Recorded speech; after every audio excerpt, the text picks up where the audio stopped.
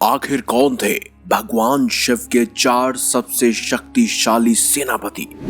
पहले नंबर पर मौजूद सेनापति ने तो खुद स्वयं हनुमान जी तक को हराया था। आप देख रहे हैं मिस्टीरियस हिंदू।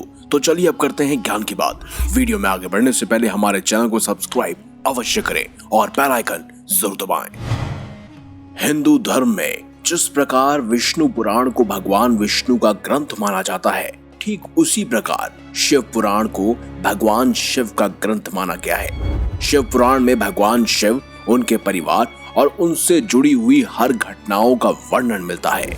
लेकिन शिव पुराण सिर्फ और सिर्फ भगवान शिव और उनकी लीलाओं का ही वर्णन नहीं करता, बल्कि शिव पुराण में महादेव के कुछ ऐसे गणों और कुछ ऐसे सेनापतियों का वर्णन मिलता है जो बेहद ही शक्तिशाली थे। पूर्ण रूप से महादेव के प्रति समर्पित ये भगवान शिव के गण बहुत ही भयावह थे। उनकी भाषा, रूप, रंग और व्यवहार सभी से भिन्न थे। समस्त विश्व में एकमात्र महादेव ही इनको समझते थे। महादेव के असंख्य गण थे जो महादेव के लिए अपना सब कुछ लुटाने के लिए तैयार थे, और महादेव की एक विशाल सेना थी जिसके अंदर राक्षस, भूत, पिशाच, गंधर्व और सभी थे, और इनके सेनापति थे 4 मुख्य गण। तो चलिए आज की इस वीडियो में यही जानेंगे कि आखिर कौन थे महादेव के बहुत ही शक्तिशाली 4 सेनापति। दरअसल शिव पुराण और साथ ही शिव कथाओं के अनुसार जितने भी ये गण थे ये उन्हीं के अंश थे तथा उन्हीं से उत्पन्न हुए थे। कुछ कहानियां भगवान शिव के गणों को भूत पिशाच भी बताती है, तो वहीं कुछ कहानियों में शिव गणों को देव माना गया है। शिव जी के गण हमेशा शिव जी के साथ रहते हैं और महादेव की हर आज्ञा को पूर्ण किया करते थे। महादेव के गणों में और उनके सेनापतियों में चौथे स्थान पर मौजूद है भैरव जी।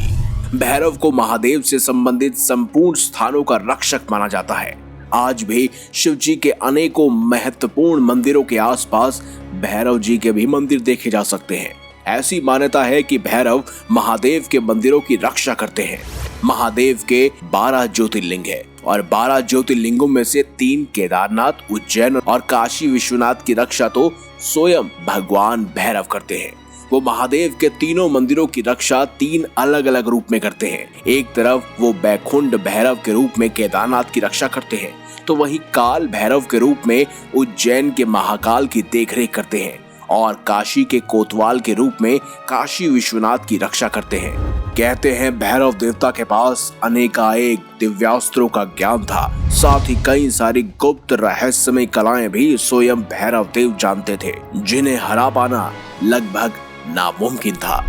अब बात करते हैं तीसरे नंबर पर मौजूद भगवान शिव के शक्तिशाली गण और सेनापति की। वो कोई और नहीं बल्कि स्वयं भगवान शिव जी के ही अंश के रूप में पूजे जाने वाले वीरभद्र हैं। दक्षिण भारत में स्वयं भगवान शिव के अंश के रूप में ही वीरभद्र को पूजा जाता है, जिनकी उत्पत्ति के संदर्भ में एक घटना बेहद ही प्रचलित है। एक बार शिवजी के ससुर दक्ष प्रजापति ने एक विशाल यज्ञ का आयोजन किया था, जिसमें सभी ऋषि मुनि और देवी देवताओं को बुलाया गया था। लेकिन इस यज्ञ में दक्ष ने शिवजी और देवी सती को नहीं बुलाया।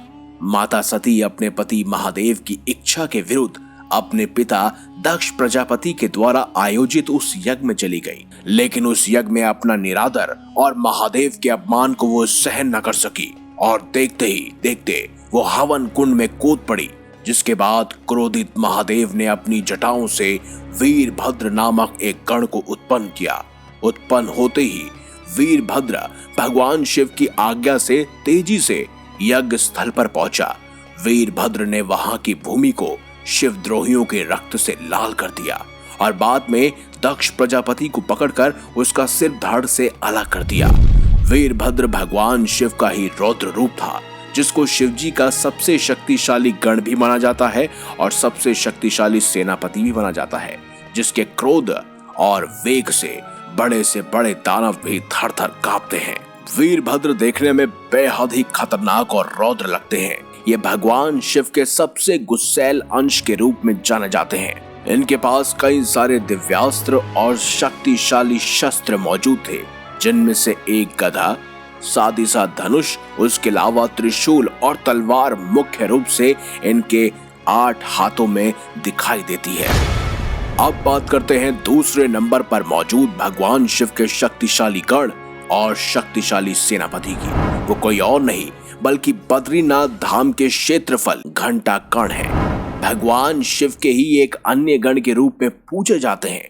कुछ लोग उन्हें भैरव का ही अवतार बताते हैं। वहीं विश्व प्रसिद्ध सूर्य मंदिर के पत्थरों में नाव में नृत्य करते हुए भैरव की प्रतिमा में श्री घंटाकर्ण को भी उत्कीर्ण किया गया है। वहीं घंटाकर्ण की एक प्रतिमा शांत भाव में मौजूद है और एक रौद्र रूप में है। आसाम की शक्तिपीठ मां कामाख्या मंदिर के निकट श्री घंटाकर्ण का मंदिर है। श्री घंटाकर्ण को यक्षराज कुबेर का सेनापति भी माना जाता है। वहीं दक्ष प्रजापति के यज्ञ को जिन शिव गणों ने भंग किया था, श्री घंटाकर्ण भी उनमें से एक थे। लोस्तो नामक स्थान में श्री घंटाकर्ण की यात्रा हर 12 साल में महाकुंभ की तरह आयोजित की जाती है। कहते हैं भगवान शिव के सेनापति और शक्तिशाली गण में से एक स्वयं घंटाकर्ण भी थे, जो बेहद ही शक्तिशाली थे। साथ ही इनके पास कई सारे दिव्यास्त्रों का ज्ञान था। हाँ, शिव पुराण में कुछ जगह घंटाकर्ण का वर्णन मिलता है, लेकिन अगर आप किसी अन्य पुराण को उठाकर देखेंगे तो वहाँ घंटाकर्ण का कोई भी वर्णन विस्तार से नहीं मिलता है। कहते हैं ये बेहद ही शक्तिशाली थे।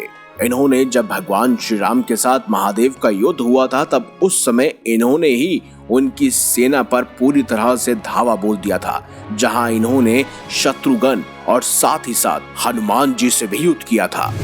लेकिन अब जान लेते हैं भगवान शिव के अत्यंत महत्वपूर्ण गण और साथ ही सबसे शक्तिशाली सेनापति की। जब महादेव युद्ध करने जाते हैं, उससे पहले ये शक्तिशाली सेनापति वहां पर जरूर मौजूद होता है। हम बात कर रहे हैं स्वयं नंदी जी की। जी हाँ, जिनकी पूजा आज देश भर के हर शिव मंदिर में होती है। नंदी जी के बिना हर शिव मंदिर अधूरा लगता है, इसीलिए हर शिवलिंग के साथ नंदी बैल को भी स्थापित किया जाता है। तो आखिर कौन है ये नंदी? आखिर कैसे बने ये शिव जी के महत्वपूर्ण गण? तो दोस्तों, वास्तव में नंदी जी ऋषि शिलाद के पुत्र थे। नंदी के अल्पायु होने के कारण ऋषि शिलाद को अपने पुत्र की मृत्यु की हमेशा चिंता बनी रहती थी। इसीलिए नंदी ने अपने पिता की इस चिंता को दूर करने के लिए शिव जी का बड़ा कठोर तप किया और उनकी इस तपस्या से शिव जी बड़े प्रसन्न हुए। तब नंदी ने महादेव की सेवा का वरदान मांगा और शिवजी ने उनको बैल का सर लगाकर अमर कर दिया और इसके बाद नंदी बैल महादेव के मुख्य वाहन बन गए। कुछ कहानियों में नंदी जी को स्वयं भगवान शिव का ही अवतार माना जाता है। वहीं कुछ कहानियों में नंदी जी को यमराज का अवतार माना गया है। महादेव के सभी गणों में नंदी जी को प्रमुख माना जाता है।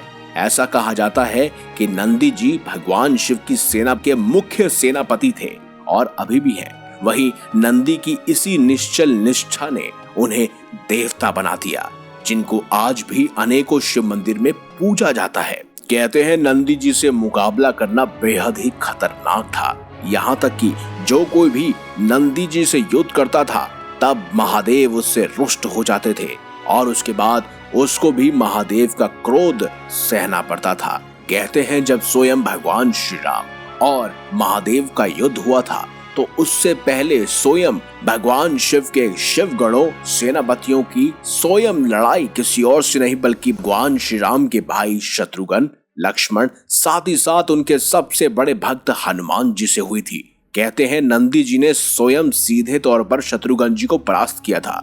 इसके अलावा नंदी जी और स्वयं हनुमान जी के बीच एक भयंकर युद्ध हुआ, जिसका कोई भी परिणाम नहीं निकल रहा था। ऐसे में सीधे महादेव को सीधे तौर पर युद्ध में उतरना पड़ा था। तो ऐसे में कमेंट बॉक्स में हर हर महादेव अवश्य लिखिएगा। आपको इनमें से सबसे शक्तिशाली गण और सेनापति आखिर कौन लगता है? कमेंट बॉक्स में अवश्य बताइएगा। और अगर आपको हमारी ये खास जानकारी वीडियो अच्छी लगी है तो इस वीडियो को लाइक, हमारे चैनल को सब्सक्राइब अवश्य कीजिएगा। तो मिलेंगे अगली बार एक नई खास वीडियो के साथ। अब तक देखते रहिए संपूर्ण ज्ञान का केंद्र बिंदु मिस्टीरियस हिंदू।